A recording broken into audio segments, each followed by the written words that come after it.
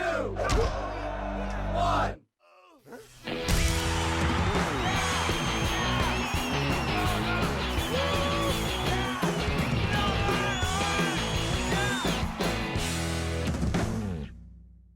Good morning, everybody. Lovely to be doing the final assembly with you of this half term. I hope you are looking forward to your holidays. So this is the last assembly in our series leading up to Easter. Jesus has died and been sealed into the tomb. The disciples are confused and mourning, but in the middle of all this hopelessness, hope is restored in the most surprising of ways. The value of hope is seen in how God does the impossible. He raises Jesus to life. Jesus is the hope of the world.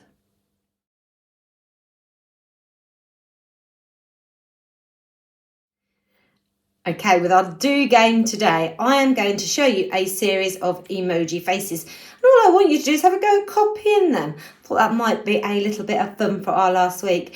And maybe what I'll do towards the end, I'll speed it up a little bit just to see how quickly you can change the expression on your face.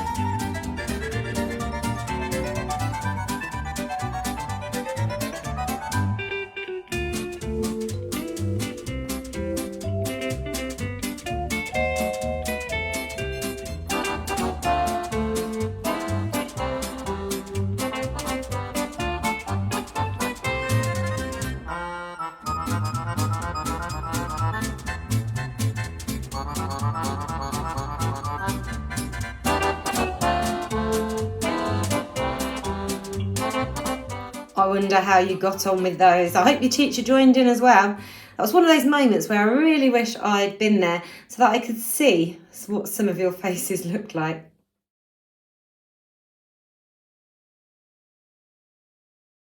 All hope was lost, wasn't it? The disciples were huddled together and hiding together while Mary continued to cry at the place where Jesus had been buried.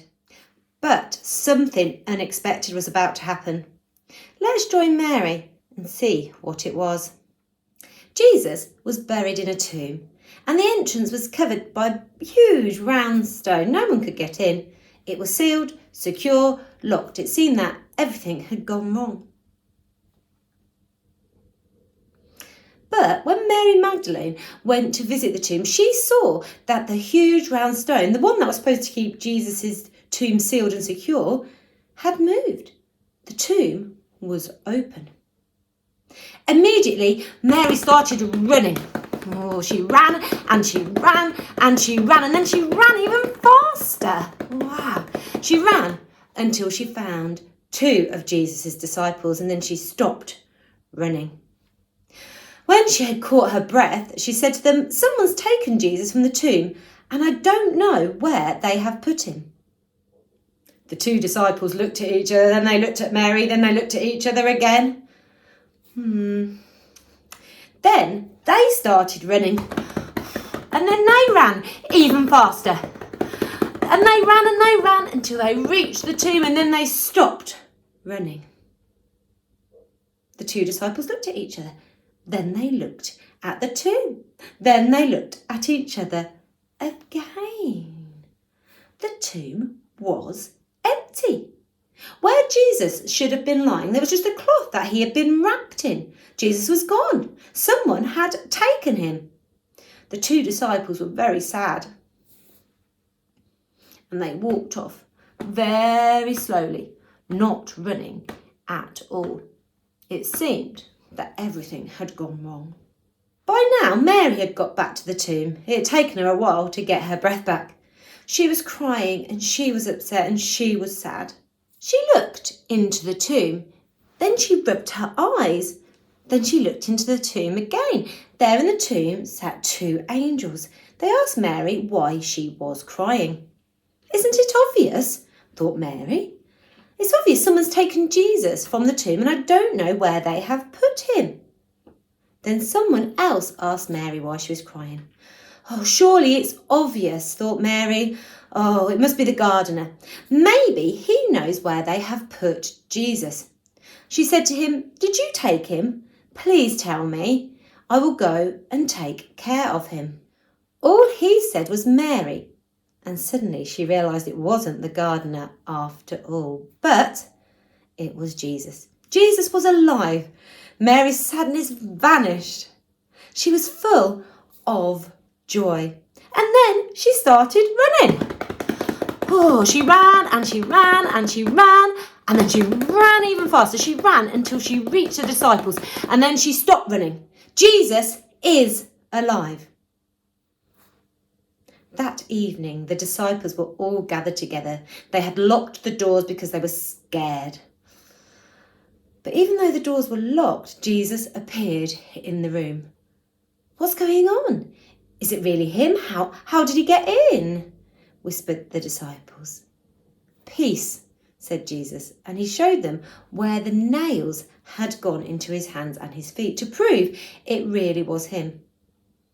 I was sent by God, and now I am sending you. Go, run, tell everyone, and I will always be there alongside you, because the Holy Spirit will be with you. The disciples were full of joy, and they were ready to run.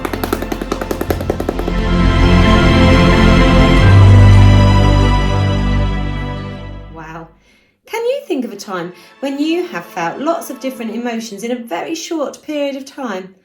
Maybe pause the video here and have a chat with your class and teacher about this.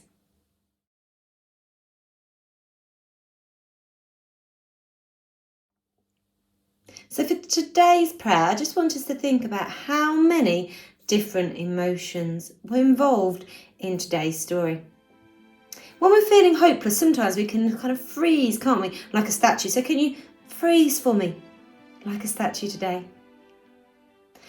But as our hope increases, it's a bit like the sun melting an icicle, and we can start to feel like we can move around again. I just want you to think about a time maybe when you felt very hopeless. And think about what or who gave you hope at that time. Let's get ready to pray. Thank you, Jesus, that Good Friday turned into Easter Sunday. Death changed into life. Hopelessness turned into hope. Thank you that your Holy Spirit is living in our hearts, transforming our lives every day. Are you ready? Amen. Have a fantastic Easter break, everybody, and I will look forward to sending you another assembly when you come back to school again. Take care. Bye.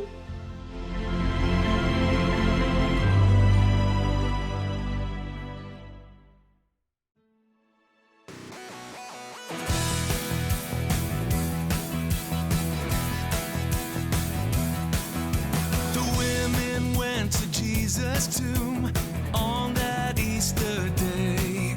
They found an angel had been there to roll the stone away.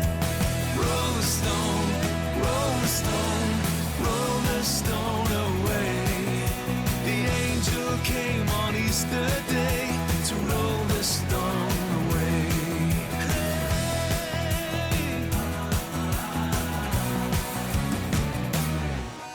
They found that Jesus was alive, and still he lives today. For God has raised him from the dead and rolled the stone away. Roll the stone, roll the stone, roll the stone away. The angel came on Easter Day to roll the stone away.